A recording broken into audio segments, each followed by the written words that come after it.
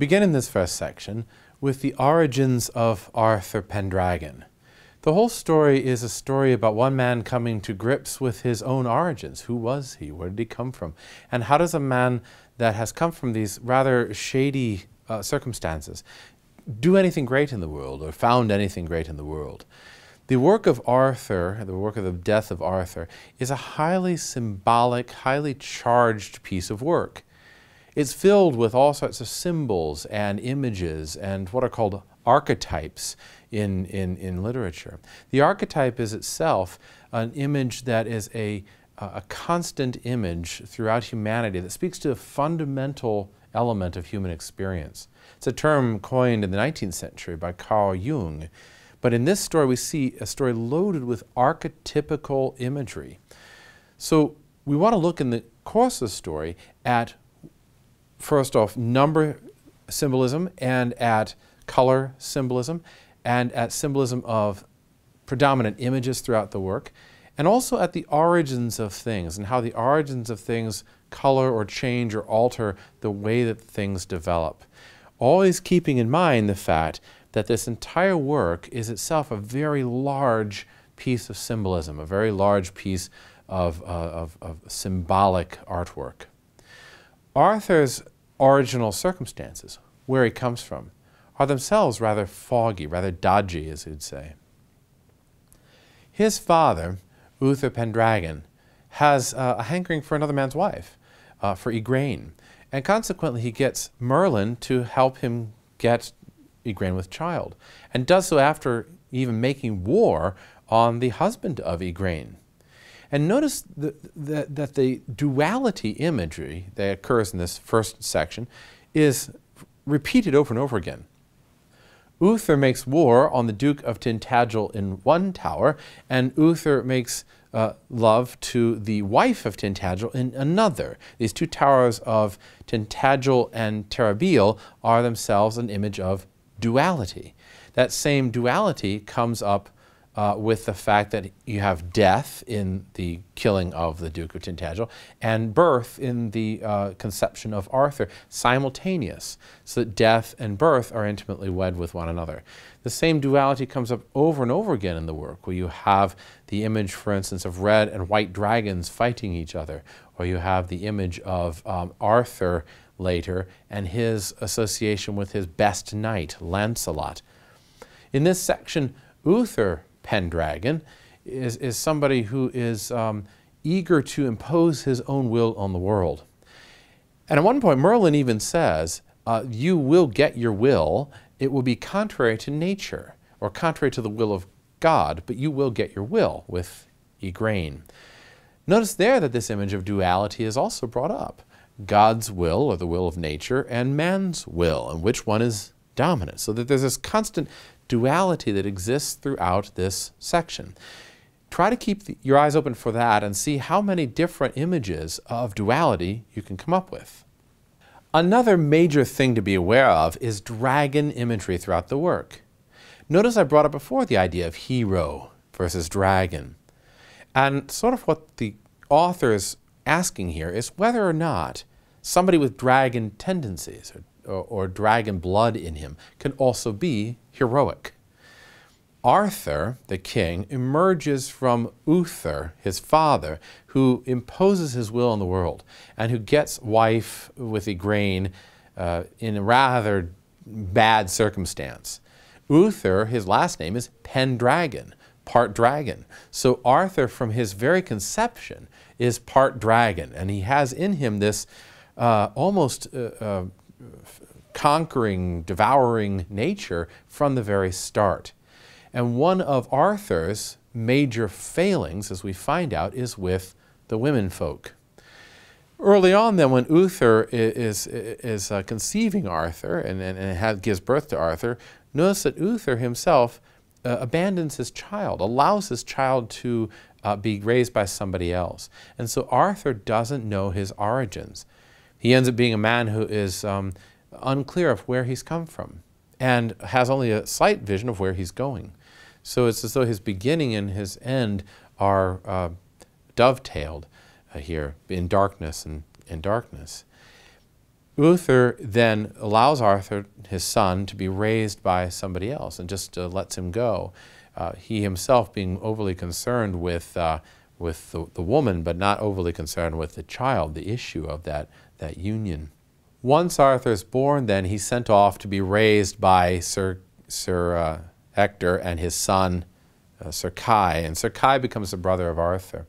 And we get another major image in the work, which is the image of the sword, which comes up when Arthur and Kai and Hector go to a joust, a match, where Kai is supposed to perform. And Kai has not brought his sword. And so Arthur has to run back and get a sword for his brother, but he finds the house locked, and so he can't get in. And he goes back to where this sword is that he's seen earlier, a sword and a stone. And he draws that sword out and he gives it to his brother. Well, that image of the sword in the stone is a particularly important image. Notice with the sword and the stone that you've got a sword that is shoved into an anvil that is on top of a large stone. That constitutes three different stages of metal, of matter. You've got the unformed protean stone or slab. You've got the rough-hewn anvil, the iron anvil. And then you've got the very well-crafted sword. Each one is another permutation of an earlier image. Sword is stone refined. Anvil is stone somewhat more refined than stoniness. And stone is itself very protean. So you've got three different stages. The sword also is representative of power, of masculine power. There are two images that represent man and woman respectively. Sword represents man, the power of the intellect, the power of dominating something else, violence, warfare. It is also an image of the cross, because when it's thrust into the ground with the sword into the anvil or into the ground, the hilt that remains has that T shape, which is the cross.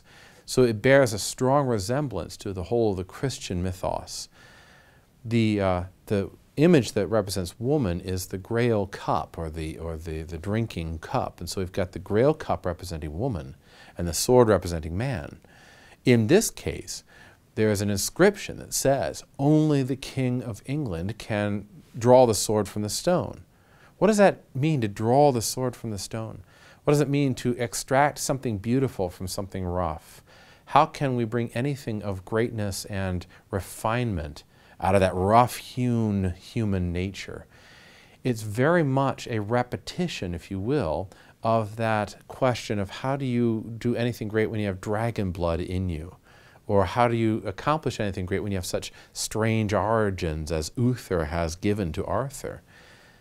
Arthur goes, though, and he draws the sword out of the stone, not out of power, not as a quest for power at all, because several kings have already tried to do exactly that.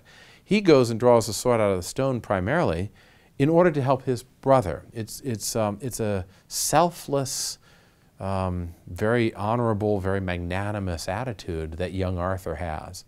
And it's that attitude that allows him then to accomplish this tremendous feat of pulling the sword out of the stone. His whole vision is not dragon-like. It's not grasping and rapacious. Rather, it's generous and giving. In this sense, then, Arthur is very much another retelling of the sun deity, the sun god story. In the sun deity, or the sun god stories, we see in Gawain, for instance, in The Green Knight, the sun hero is a character who is surrounded by certain colors like orange and yellow and gold and red. He's a character who himself is noble or virtuous of heart. He's somebody who's magnanimous and giving to others. And Arthur very much embodies that, and he embodies it throughout the story, although he himself is weighed down by certain dark or carnal elements. For instance, his desire for women, his desire for fame or notoriety later on. In this instance, though, when he draws the sword out of the stone, he's still young, and he's still got this untainted element to him that allows him to draw the sword out of the stone, not for base reasons, but so that he can help his brother. And this sword he takes to his brother, and they recognize that the sword is only can be drawn by the King of England, and they themselves kneel down in front of him, and they say, "My king." Arthur has this moment where he's struck by sorrow at the fact that his father and his brother would kneel before him. And he's told then of his origins by his father, Hector, who says, I'm not your father. Actually, your father was somebody else, Uther Pendragon. And it's as though the sun hero suddenly finds himself in the home of the humans, and he has to realize his real origins. Our modern tale might be something like finding out that he was in the midst of muggles and he had to realize he was actually a wizard. Arthur discovers that he is not part of that world of Hector, that he's actually of a greater origin, Uther Pendragon, who is almost like a wizard or almost like a deity himself. And Arthur then rallies people around him, and there's a moment of chaos and civil war, but eventually he begins to craft, slowly and with a great deal of effort, he crafts a society that is the paragon of human civilization. So that out of those dark origins and those dragon-like origins, Arthur begins to draw out a civilization, something of order and structure and beauty. And what's it based around? It's based around the sword. It's based around violence primarily, but it's based around that elegance and that finesse that the sword also represents.